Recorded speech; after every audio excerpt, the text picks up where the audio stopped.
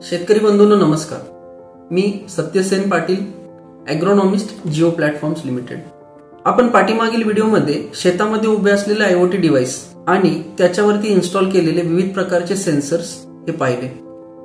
त्यामध्ये आपण एक जो सेन्सर पाहिला तो म्हणजे TDR सॉइल मॉइश्चर सेन्सर. आता ह्या व्हिडिओमध्ये आपण TDR सॉइल मॉइश्चर हा प्रत्यक्ष कसा दिसतो आणि त्याच्याबद्दल थोडक्यामध्ये माहिती ही समजून घेऊ. मित्रांनो, हा माझ्या हातामध्ये जो दिसतोय हा आहे TDR सॉइल मॉइश्चर सेन्सर.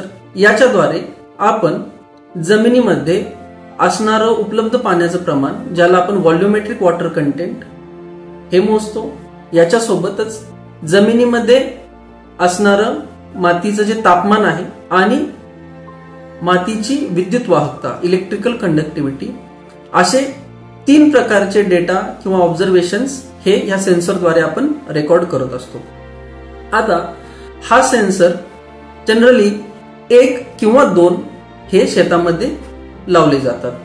परंतु शेतामध्ये हे 1 का 2 इन्स्टॉल करायचे, ह्याच्यासाठी कोणतं पीक आहे, जमिनीचा प्रकार कोणता आहे, पाण्याची त्याची गरज कशी आहे, या सर्व गोष्टींचा अभ्यास करून मग आपण सेन्सरची संख्या निर्धारित करत असतो.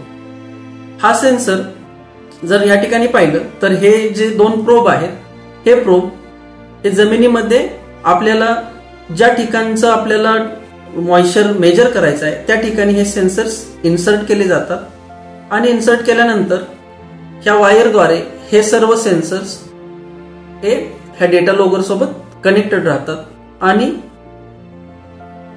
निर्धारित वेळेमध्ये आपणाला हे सेन्सर्स जमिनीमधील मातीचा ओलावा आणि जमिनीची EC आणि टेम्परेचर हे निरीक्षण किंवा ऑब्झर्वेशन्स रेकॉर्ड करत राहतात.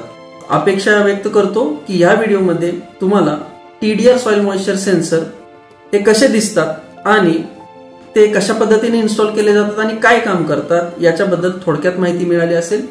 धन्यवाद.